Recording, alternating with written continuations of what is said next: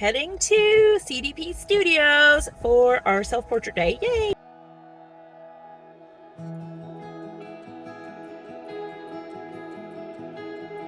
Okay, we are here and good to go.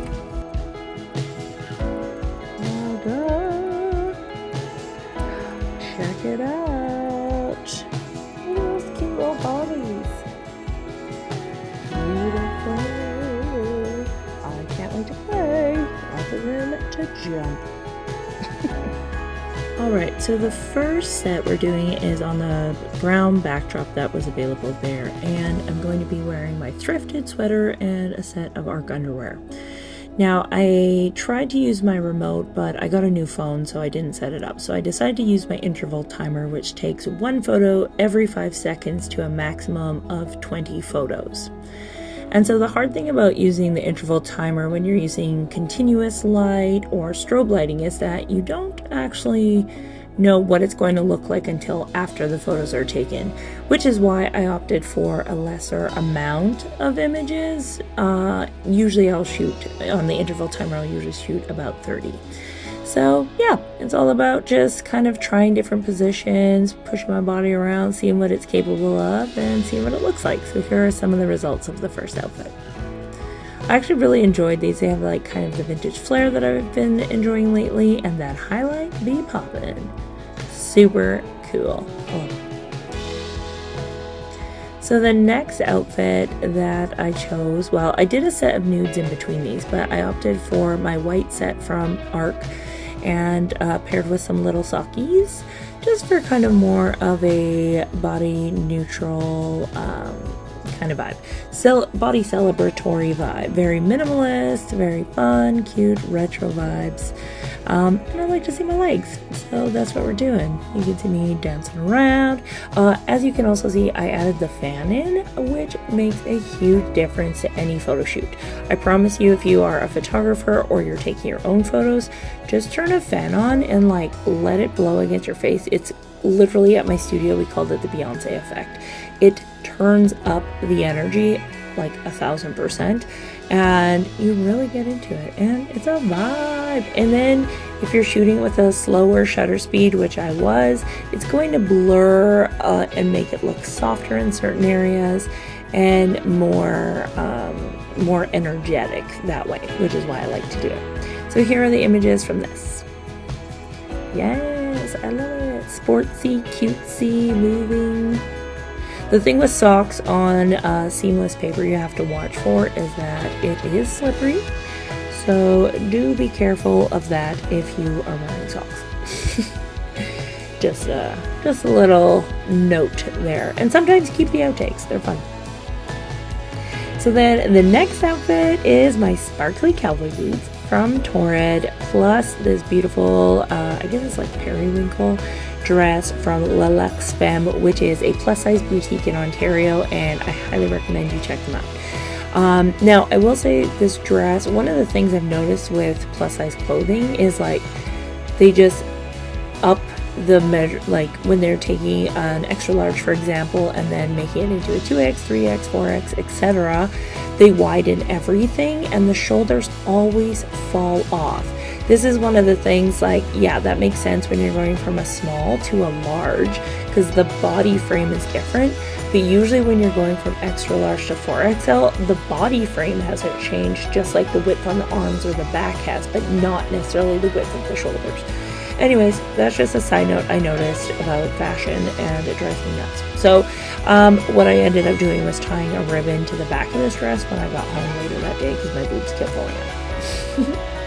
But anyway, I still look cute as heck, and you know what? I always think like outfits really just need to work for the photo. You know what I mean? So it's not a functional piece.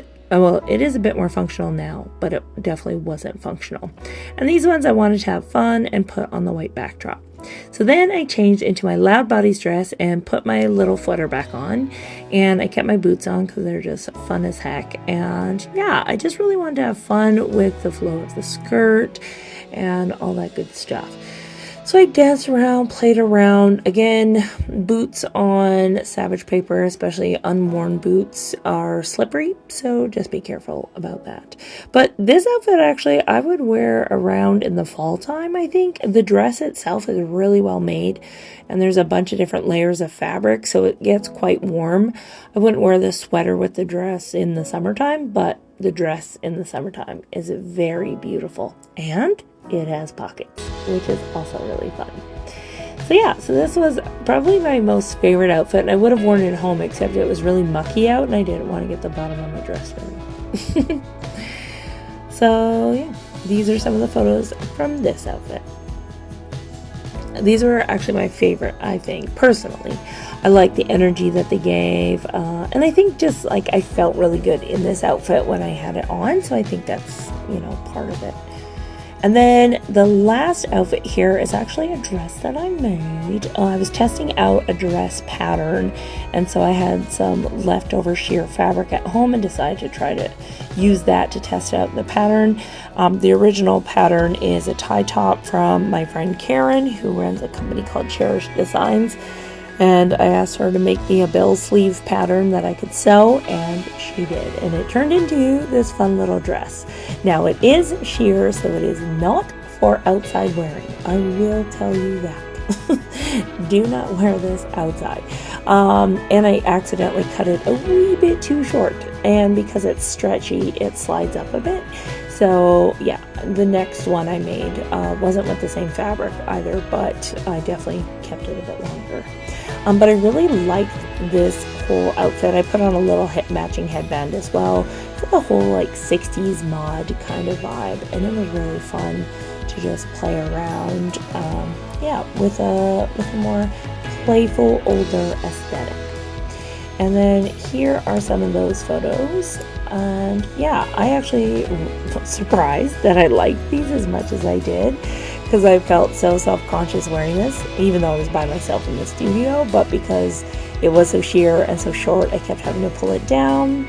And yeah, overall, it was an amazing time at the studio. It's a beautiful space, lots of space.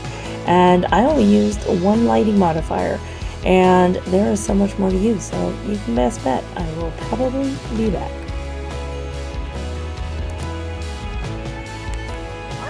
Well, we are all done at CDP Studios, and it was awesome, absolutely beautiful, lots of space. I did mostly just end up utilizing the backdrop. Sorry, that's the camera. I did end up utilizing the backdrops more than anything else, just because that's my favorite go-to, and it seemed to work well with the outfits that I had. It's so interesting how my work has changed from when I first started doing boudoir. I would be so excited about different sets, different furniture pieces, and things like that. And now I'm just like, stick me on a wall or put me in front of a blank backdrop.